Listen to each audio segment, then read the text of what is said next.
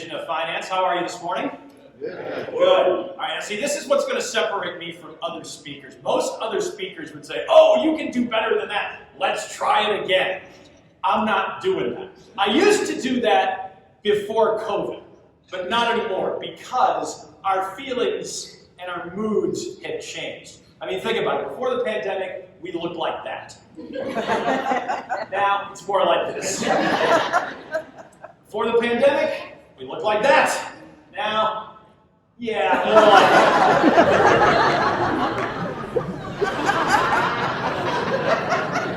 I just finished working for a group of veterinarians down in Orlando, and they rated me after the conference, and they let me see the ratings. Not to brag, ladies and gentlemen, but of that group, 134 said I was excellent.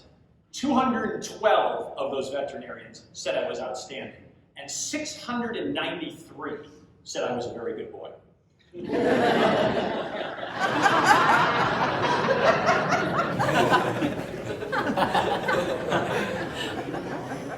Sometimes we don't laugh because we get offended, or we think what we're about to say, or to write, or to post is going to offend somebody. I don't know what's offensive, and neither do you.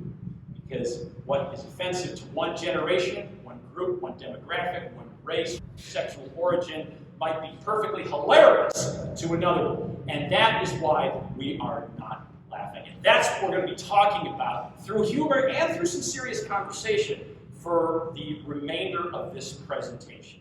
Everybody wants to laugh. Everybody says we're a fun organization. We want to laugh. I want to laugh, providing you don't say any of this stuff. Right? That's what it is. And that list keeps growing. We all want to laugh. We all think we have the idea of what is funny, and we want everybody else to have the exact same idea that we do.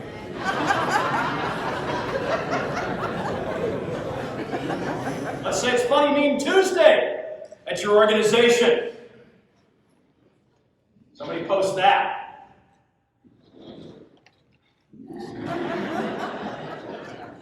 Yeah, I thought it was funny. I don't know if anybody has been a victim of gun violence, though. You think they think it was funny? I'm not sure about that.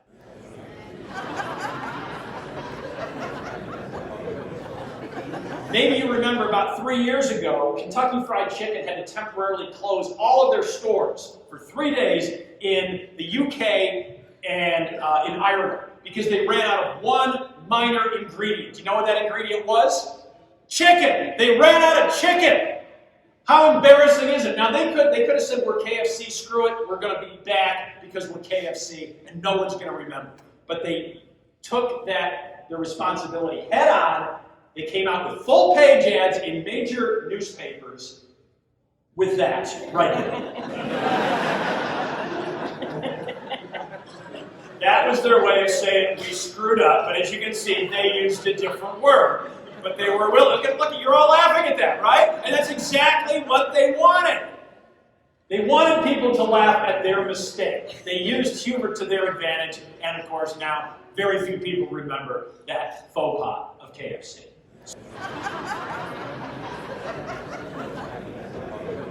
Respond, but don't engage. I feel that a lot of problems that we have in corporate America over he said that, I was offended, you should be fired, yada, yada, yada, are because people don't talk it out. They tattle. They run to somebody else and they say, I can't work because I was offended, and then therefore you should fire him. And that's not always the best way to solve the problem. When I say respond but don't engage, let me give you an example of how that can disarm people. Let me play you a clip from a recent television show that I did. And I'm going to show you some of one of the comments that I got after the joke. I think the only thing worse than the one stupid college major is the two stupid college majors, the double major. There's this girl that works in my health club. I said, what'd you major in? She goes, oh, I was a double major. Philosophy and Italian studies.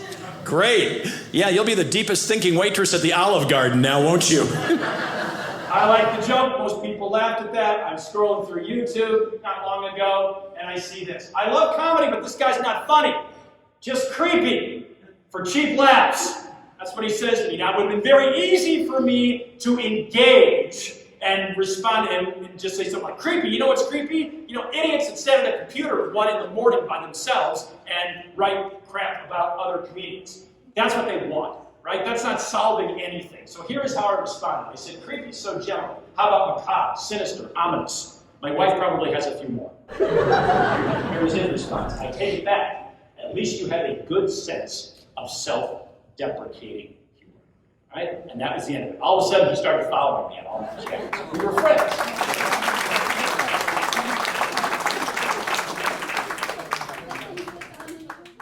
Hi, I'm Greg Schwem.